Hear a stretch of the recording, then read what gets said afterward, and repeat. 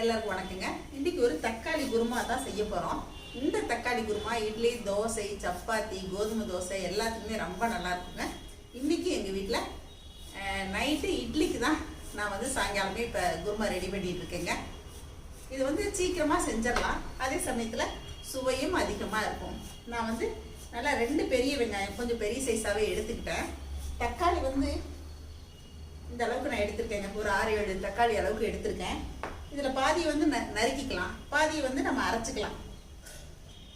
எனக்கு வந்து இந்த மாதிரி அருவாமனையில் நறுக்கிறது தான் பிடிக்குங்க. அதனால் நான் வந்து இப்போ அருவாமனையில் எல்லாத்தையுமே நறுக்கிட்டு வந்துடுறேன். இப்போ தக்காளி குருமா செய்கிறதுக்கு தக்காளி வெங்காயம் எல்லாமே நறுக்கி எடுத்துட்டு வந்துட்டேங்க. தேங்காயும் துருவிக்கிட்டேன். நல்ல பெரிய மூடிக்கு 1 மூடி அளவுக்கு நான் தேங்காய் துருவி வச்சுருக்கேன். இன்னைக்கு கொஞ்சம் குருமா ஜாஸ்தி தான் செய்ய போகிறேன். இப்போ துருவின தேங்காயை மிக்ஸி ஜாரில் சேர்த்துடலாங்க. 1 டீஸ்பூன் அளவுக்கு சோம்பு சேர்த்துக்கலாம். ஒரே ஒரு பச்சை மிளகாய் சேர்த்துக்கலாம். மீடியம் சைஸ் குழிக்கரண்டிக்கு 1 கரண்டி அளவுக்கு பொட்டுக்கடலை சேர்த்துக்கலாங்க. பூண்டு ஒரு 5-6 பல் வந்து நான் எடுத்துருக்கேங்க. இந்த மாதிரி இடிகளில் வச்சு நம்ம இடித்து எடுத்துக்கலாம். அரைக்கிறதுக்கு தேங்காய், பொட்டுக்கடலை, சோம்பு, பச்சை மிளகாய் சேர்த்துருக்கேன். இதுலேயே நம்ம தக்காளி சேர்த்துடலாங்க. தக்காளி குருமா நமக்கு எவ்வளோ தேவையோ அந்த அளவுக்கு சேர்த்துக்கலாம். நான் இன்றைக்கி ஒரு 5 தக்காளி, கொஞ்சம் பெரிய தக்காளியாக தான் எடுத்து அரைக்கிறதுக்கு சேர்த்துருக்கேங்க. அதே மாதிரி பெரிய தக்காளியாக 2 தக்காளி இந்த மாதிரி பொடியாக நறுக்கி வச்சுருக்கேன். இதை வந்து நம்ம தாளிக்கும் போது சேர்த்துக்கலாம். பெரிய வெங்காயமும் நல்லா 2 பெரிய வெங்காயம் நறுக்கியிருக்கேங்க. இப்போ நம்ம தாளித்து விட்டுட்டு இதை அரைச்சிட்டு வந்துடலாங்க. தாளிக்க தேவையான அளவுக்கு கடலெண்ணெய் விட்டுக்கலாம். கடலெண்ணெய் ஒரு 2 டேபிள் ஸ்பூன் விட்டுருக்கேங்க. பட்டை, கிராம்பு, சோம்பு தாளிச்சுக்கலாம். பாருங்கள், எண்ணெய் நல்லா காஞ்சிருக்கிறதால நல்லா பொரிஞ்சு வந்துருச்சு. இப்போ ஒரே ஒரு காஞ்ச மிளகாய் கிள்ளி சேர்த்துடலாம். இப்போது நறுக்கி வச்சுருக்க பெரிய வெங்காயம் சேர்த்துக்கலாங்க. கூடவே கருவேப்பிலையும் சேர்த்துக்கலாம். இப்போ வெங்காயம் வதங்கிட்டு இருக்கும்போதே நம்ம ஒன்றும் பாதியமாக இடித்து வச்சு பூண்டு சேர்த்துடலாம்.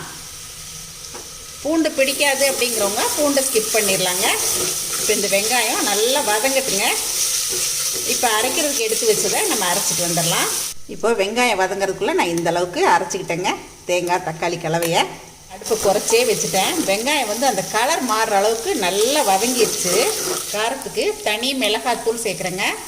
கொஞ்சம் சாம்பார் தூள் சேர்த்துக்கிறேன். 2 சிட்டிகை மஞ்சத்தூள் சேர்த்துக்கலாங்க. இப்போ இதை நல்லா மிக்ஸ் பண்ணி விட்டுக்கலாம். காரம் நமக்கு எவ்வளோ தேவையோ அந்தளவுக்கு மிளகாத்தூள், சாம்பார் தூள் சேர்த்துக்கலாங்க. இந்த மாதிரி தூளெல்லாம் போட்டு பெரட்டி விட்டுட்டு நம்ம நறுக்கி வச்சுருக்க தக்காளி சேர்த்துறோம். நல்லா வதக்கிக்கலாங்க. இப்போ நம்ம குருமாவுக்கு தேவையான உப்பு சேர்த்துடலாம். இப்போ இதில் கொஞ்சமாக தண்ணி விட்டுக்கலாம். தக்காளி நல்லா வெந்து வர்றதுக்காக தான் தண்ணி சேர்க்குறோம். தேவையான அளவுக்கு தண்ணி விட்டதுக்கப்புறம் ஒரு 2 நிமிஷம் ஒரு மூடி போட்டுடலாங்க. இப்போ நான் ஒரு 2-3 நிமிஷம் இந்த மாதிரி மூடி போட்டு வேக விட்டேங்க தக்காளி எல்லாமே வந்து நல்லா வெந்து வந்திருக்கு. நம்ம அரைச்சி வச்சுருக்க தக்காளி தேங்காய் கலவையை இதில் சேர்த்துடலாங்க. நம்ம கொதிக்கிறதுக்கு தேவையான தண்ணியும் விட்டுக்கலாம். இப்போ இதை நல்லா கலந்து விட்டுறலாங்க. கொதிக்கிறது மட்டும் நல்லா கொதிக்க விடணும். ஒரு 5 நிமிஷத்துக்கு மேலேயே கொதிக்க விடணும். ஏன்னா தக்காளி நம்ம பச்சையாக தானே அரைச்சிருக்கோம். அதனால் அந்த பச்சை வாசனெலாம் போகிற அளவுக்கு நல்லா கொதிக்க விட்டு இறக்கியாச்சுன்னா இட்லிக்கு நல்ல ஒரு திவ்யமான குருமா ரெடி ஆயிருங்க. இப்போ நல்லா கொதிச்சிட்டு இருக்குதுங்க. காரமே கொஞ்சம் குறைவாக இருக்குதுங்க. கொஞ்சம் தனி மிளகாத்தூள் கொஞ்சம் சேர்க்குறேன். 5 நிமிஷத்துக்கு மேலேயே மீடியம் ஃப்ளேமில் வச்சு நல்லா கொதிக்க வச்சுட்டேன். அந்த பச்சை வாசம்லாம் போயிடுச்சு. இந்த அளவுக்கு திக்னஸ் இருக்குது. ஆற இன்னும் கொஞ்சம் கெட்டிப்படும். இப்போ சரியாக இருக்குங்க. இப்போ அடுப்பை ஆஃப் பண்ணிவிட்டு கொஞ்சம் கொத்தமல்லி எல்லாம் தூவிக்கலாங்க. இட்லிக்கு நல்ல ருசியான தக்காளி குருமா ரெடிங்க. இந்த மாதிரி ஒரு குருமா வைக்கும்போது தேங்காய் சட்னியும் இருந்தால் ரொம்ப நல்லா இருக்குங்க. அதனால் தேங்காய் சட்னிக்குமே கொஞ்சம் போட்டுட்டேன். எங்கள் பொண்ணுக்கு இப்போ குருமா ஊற்றி கொடுத்து விட்றேன். இந்த தேங்காய் சட்னி தக்காளி குருமா காம்போ வந்து எங்கள் அம்மாவோட காம்போ அப்படின்னு கூட சொல்லலாங்க. அம்மா வந்து நாங்களாம் எப்போ போனாலுமே எங்களுக்கு வந்து தக்காளி குருமா பண்ணால் தேங்காய் சட்னி இல்லாமல் வைக்க மாட்டாங்க. இதை செய்யும்போது அம்மா ஞாபகம் வந்துருச்சுங்க. எங்களுக்கும் ஒரு சின்ன கப்பில் கொஞ்சம் எடுத்து வச்சுருவேன். தேங்காய் சட்னிக்கு வந்து தாளிப்பெல்லாம் எதுவுமே தேவையில்லைங்க, ரொம்ப நல்லாயிருக்கும். இப்போ எங்கள் வீட்டில் நல்ல ஒரு மல்லிகைப்பூ இட்லிங்க. நல்ல சாஃப்ட் இட்லி பாருங்கள், நல்லா பஞ்சு பஞ்சாக இட்லி, கூடவே தேங்காய் சட்னி, தக்காளி குருமா. இந்த குருமா தோசை ஊத்தப்பம் எல்லாத்துக்குமே நல்லா இருக்குங்க. எங்கள் வீட்டில் இட்லியோட பொடி ஊத்தப்பமும் இப்போ ரெடியாக இருக்குங்க. இட்லி, தேங்காய் சட்னி, தக்காளி குருமா, பொடி ஊத்தப்பம் இதெல்லாம் தான் இப்போ நான் சாப்பிட போகிறேங்க. நான் செஞ்ச இந்த தக்காளி குருமா உங்கள் எல்லாருக்கும் பிடிச்சிருக்குன்னு நினைக்கிறேங்க. இந்த இட்லிக்கும் குருமாவுக்கும் டேஸ்ட்டு செமையாக இருக்குங்க. இந்த வீடியோ சமையல் கற்றுக்கிற பிகினர்ஸ்க்காக தான் நான் கொடுத்துருக்கேங்க. கண்டிப்பாக இந்த மாதிரி தக்காளி குருமா நீங்களும் ட்ரை பண்ணி பாருங்கள். எப்பயும் போல உங்களோட ஃபீட்பேக் சொல்லுங்கள். பிடிச்சிருந்தா லைக் ஷேர் பண்ணுங்கள். தேங்க்யூ. சரசு சமையல் பாருங்கள், சமையல் நல்லா பண்ணுங்கள்.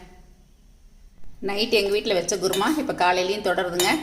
காலையில் சப்பாத்திக்கு இந்த குருமா தான் இப்போ எங்கள் வீட்டில் அவர் சாப்பிட்டுட்டு நானும் சாப்பிட போகிறேன். சப்பாத்திக்கு ரொம்ப நல்லா இருக்குங்க.